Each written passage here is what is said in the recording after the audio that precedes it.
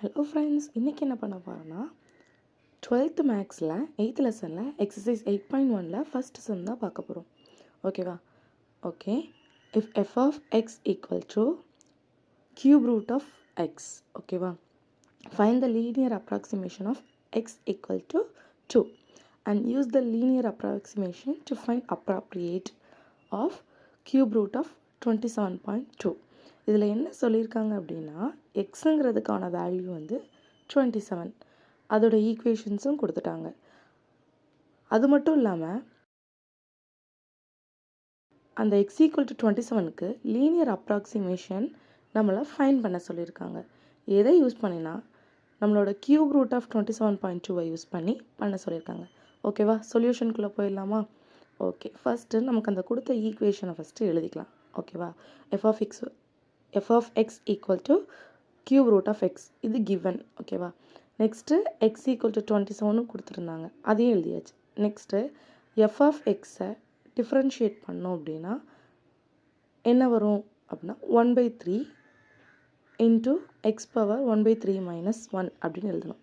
இது chain rule. அந்த chain ரூலை பொறுத்து அதை நம்ம பண்ணுவோம். ஓகேவா?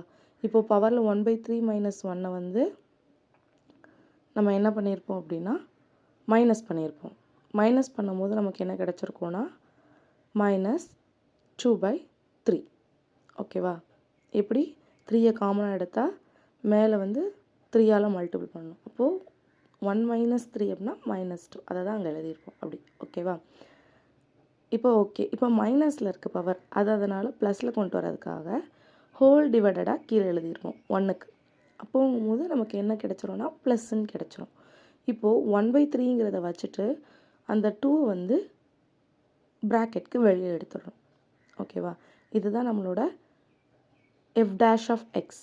ஓகேவா? இப்போது நமக்கு என்ன கொடுத்துருக்காங்க? Initial value x0 equal to 27. அதை 27 நம்மளோட ஈக்குவேஷனில் சப்ஸ்டியூட் பண்ணி கண்டுபிடிச்சோம்னா நமக்கு ஆன்சர் என்ன வந்திருக்கு? 3 வந்திருக்கு. ஓகேவா? கியூப் ரூட்டுங்கிறனால 27 எத்தனை டைம் போடலாம்? 3/3.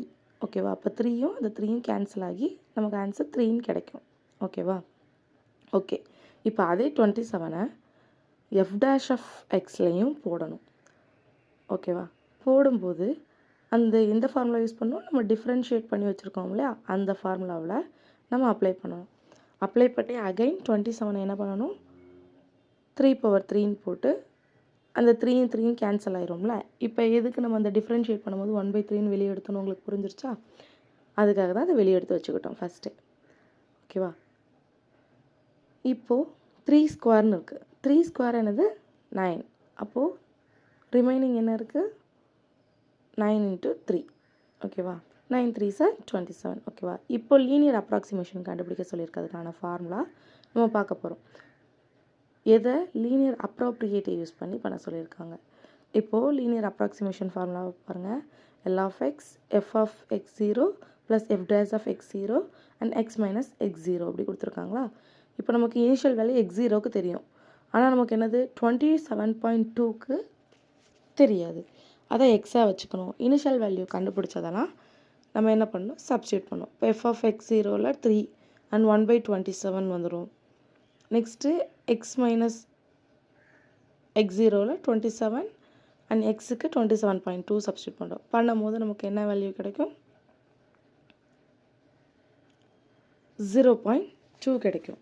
அந்த 27.2 - 27 போட்டால் 0.2 கிடைக்கும். ஓகேவா? அது சப்ஸ்டியூட் பண்ணியாச்சு. பண்ணதுக்கப்புறம் இப்போ 27யும் 0.2யும் நம்ம கேன்சல் பண்ணால் நமக்கு என்ன கிடைக்கும்னா 0.0074 கிடச்சிருக்கும். ஓகேவா? இப்போது அதை 3யோட ஆட் பண்ணால் 3.0074. அப்போது 27.2வோட அப்ராக்சிமேஷன் எவ்வளோ? 3.0074. ஓகே ஃப்ரெண்ட்ஸ், பாய்.